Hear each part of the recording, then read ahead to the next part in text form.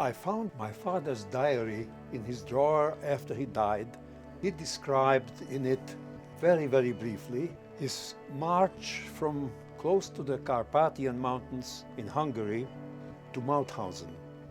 We tried to decipher what the content was, and we thought that by giving it to the museum, they would have the way to decipher it or do something about it or enlarge it, and then maybe they can discover whether it's worthwhile to do something more about it.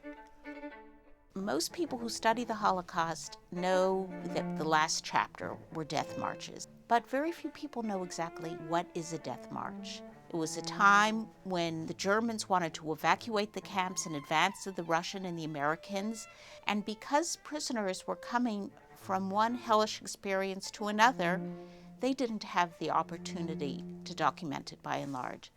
Lajos Ornstein did something extraordinary. He happened to have a small daybook. And when I say small, I really mean it. It's about 1.5 inches long, and he kept a day-by-day record of how many miles he covered each day, whether he got anything to eat, the types of slave labor he performed.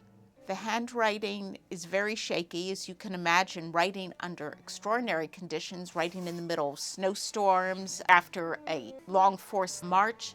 This diary has provided us with evidence teaching us about something that we did not know previously. We knew we had to place the diary of Lajos Ornstein into a larger context, partly because his experience in the very large picture of the Holocaust is somewhat unique, but also because we wanted to use it as an opportunity for people to learn what was it like in these chaotic last months of the war as the Soviet army advanced, as the Americans came in from the West, and as the Germans were frantically evacuating forced laborers and trying to take them with them as they fled from the Soviets. We have an interactive map showing the region of Hungary, Romania, Slovakia, Austria, with pins all along it showing Lajos Ornstein's journey. If you click on any of the pins on the map, it'll open up a window that shows a scan of the diary page itself. Survivor testimonies from other survivors interspersed throughout inappropriate locations provide context from people who either had a very similar experience to Ornstein or were in the same place at the same time. The first thing that we do is essentially look at the itinerary based on what Ornstein was able to communicate to us via his journal. Latitudes and longitudes, plotting a basic course, seeing where he was. He goes alongside railroads. Well, that's part of his job. He walks alongside hills and mountains, and then all of a sudden crosses the mountains. All of these little incidents, so to speak, are there for us to raise questions. What was going through their minds? What were the decisions being made? And then you look at the dates and so forth and so on. Paul donated 3 different studio portraits of his father.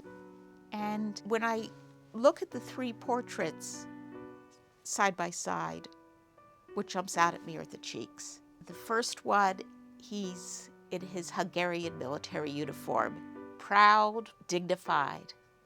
The second photo is shortly after his liberation from Mauthausen, and you see the physical toil that months of torture did to him.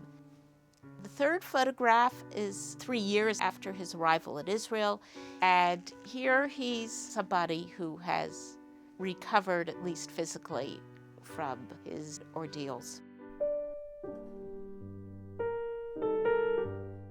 Paul was the oldest of 5. He's the only one that survived. One sister was killed, ironically, by the American bombing of Budapest, and his other 3 brothers were killed in Auschwitz. They turned into ashes. There's no tombstone. When I can catalog a photograph with their name, it's a way of preserving their memory, and it's a way of having a living memorial because there is no grave to come which they can come and visit. Although Lajos was on a death march, and although Paul had escaped from his own march, they talked very little afterwards about what they experienced. It was enough to know the other had survived, and they were looking forward to the future, to rebuilding their lives. And of course, for me, this reinforced how important it is to those who did survive that we tell their family members' stories. because this is often what's left. Somehow we never talked about what happened to my father. It bothers me now, retrospectively, that I couldn't ask him many questions about it. He was preoccupied with getting adjusted to living in Israel, and the past did not enter into our conversations, which I, of course, regret, because he could speak so eloquently about everything.